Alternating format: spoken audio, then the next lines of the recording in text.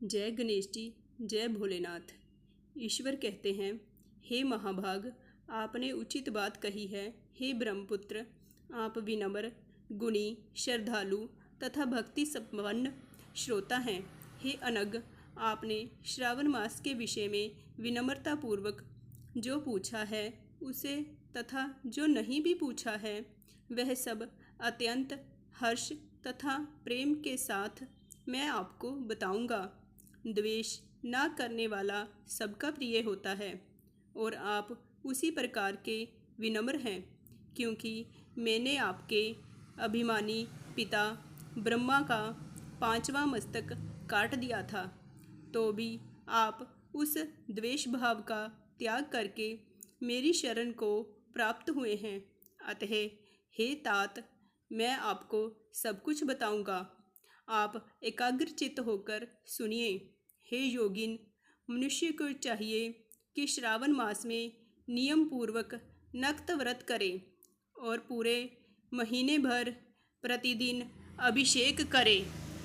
अपनी प्रत्येक प्रिय वस्तु का इस मास में त्याग कर देना चाहिए।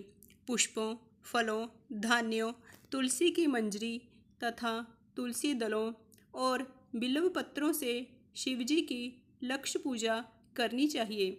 1 करोड़ शिवलिंग बनाना चाहिए और ब्राह्मणों को भोजन कराना चाहिए।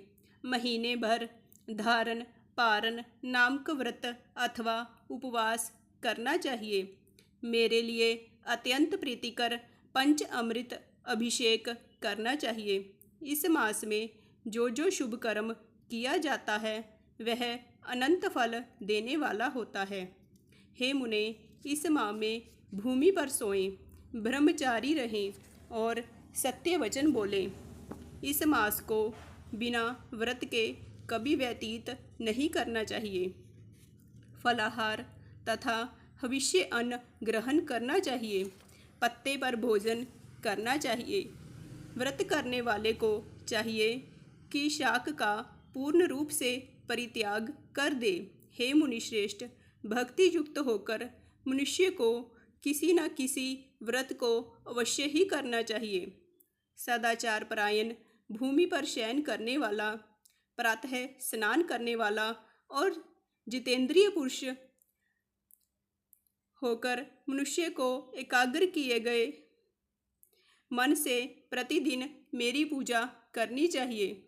इस मास में किया गया पुरुष चरण निश्चित रूप से मंत्रों की सिद्धि करने वाला होता है। शिव के षड अक्षर मंत्र का जप तथा गायत्री मंत्र का जप करना चाहिए और शिवजी की प्रदक्षिणा, नमस्कार तथा वेद पारायण करना चाहिए। पुरुष सूक्त का पाठ अधिक फल देने वाला होता है। इस मास में किया गया ग्रह यज्ञ, कोटि होम, लक्ष्य होम तथा अयुत होम शीघ्र ही फलीभूत होता है और अभीष्ट फल प्रदान करता है। जो मनुष्य इस मास में एक भी दिन व्रतहीन व्यतीत करता है वह महाप्रलय पर्यंत घोर नरक में वास करता है। यह मास मुझको जितना प्रिय है उतना और कोई भी मास नहीं। यह सकाम व्यक्ति को अभीष्ट फल देने वाला तथा निष्काम व्यक्ति को मोक्ष प्रदान करने वाला है। इस मास के जो व्रत तथा धर्म है उन्हें मुझसे सुनिए। रविवार को सूर्य व्रत तथा सोमवार को मेरी पूजा और नक्त भोजन करना चाहिए।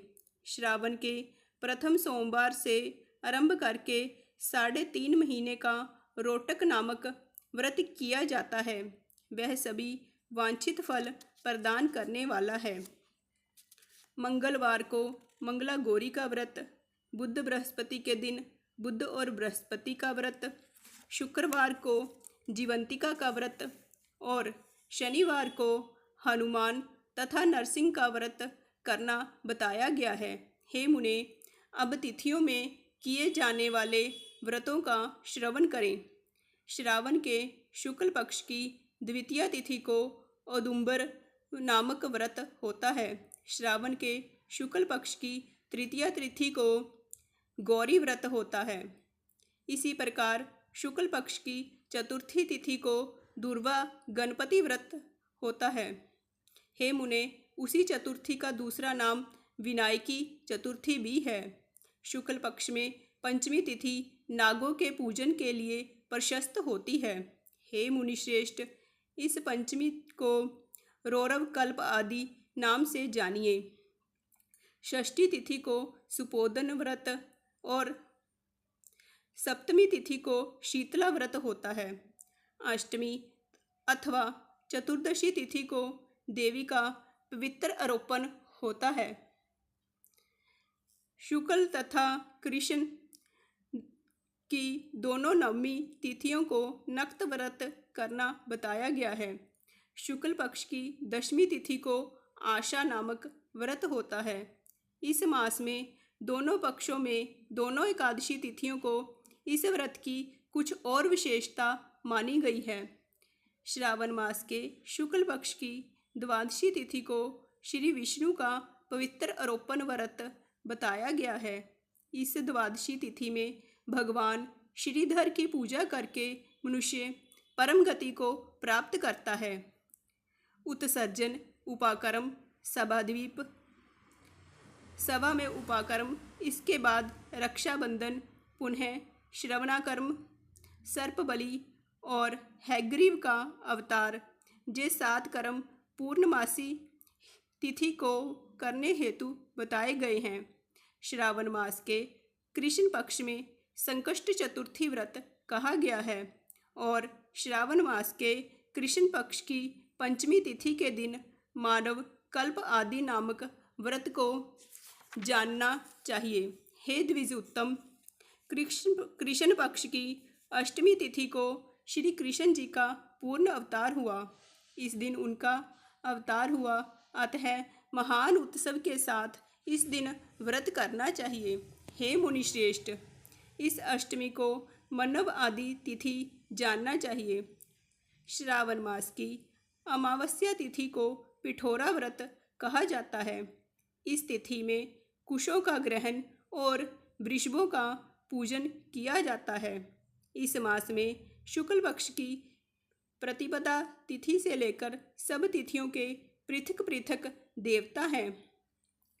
प्रतिपदा तिथि के देवता अग्नि, द्वितीय तिथि के ब्रह्मा, तृतीया की गौरी और चतुर्थी के देवता गणपति हैं। पंचमी के देवता नाग हैं और षष्ठी के देवता कार्तिकेय हैं। सप्तमी के देवता सूर्य और अष्टमी तिथि के देवता शिव हैं। नवमी की देवी दुर्गा, दशमी के देवता यम और एकादशी तिथि के देवता विश्वदेव कहे गए हैं। द्वादशी के विष्णु तथा त्रयोदशी के देवता कामदेव माने गए हैं। चतुर्दशी के देवता शिव, पूर्णिमा के देवता चंद्रमा और अमावस्या के देवता पितृ हैं। ये तिथियों के देवता कहे गए हैं। जिस देवता की जो तिथि हो, उस देवता की उसी तिथि में पूजा करनी चाहिए। प्रायः इसी मास में अगस्त्य का उदय होता है। हे मुने, मैं उस काल को बता रहा हूँ, आप एकाग्रचित्त होकर सुनिए।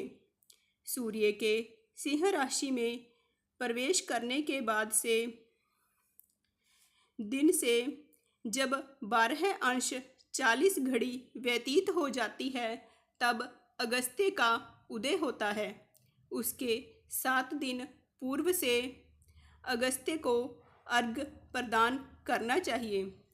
12 मासों में सूर्य पृथक पृथक नामों से जाने जाते हैं। उनमें से श्रावण मास में सूर्य गबस्ती नाम वाला होकर तपता है। इस मास में मनुष्य को भक्ति संपन्न होकर सूर्य की पूजा करनी चाहिए। हे सतम, चारों मासों में जो वस्तुएं वर्जित हैं उन्हें सुनिए। श्रावण में शाक तथा भाद्रपद में दही का त्याग कर देना चाहिए। इसी प्रकार आश्विन मास में दूध और कार्तिक मास में दाल का परित्याग कर देना चाहिए। यदि इन मासों में इन वस्तुओं का त्याग नहीं कर सके तो केवल श्रावण मास में ही उक्त वस्तुओं का त्याग करने से मानव उसी फल को प्राप्त कर लेता है। हे मानद, यह बात मैंने आपसे संक्षेप में कही है। हे मुनिश्रेष्ठ, इस मास के व्रतों और धर्मों को विस्तार से सैकड़ों वर्षों में भी कोई नहीं कह सकता। मेरी अथवा विष्णु की प्रसन्नता के लिए संपूर्ण रूप से व्रत करना चाहिए। परम अर्थ की दृष्टि से हम दोनों में कोई भेद नहीं है।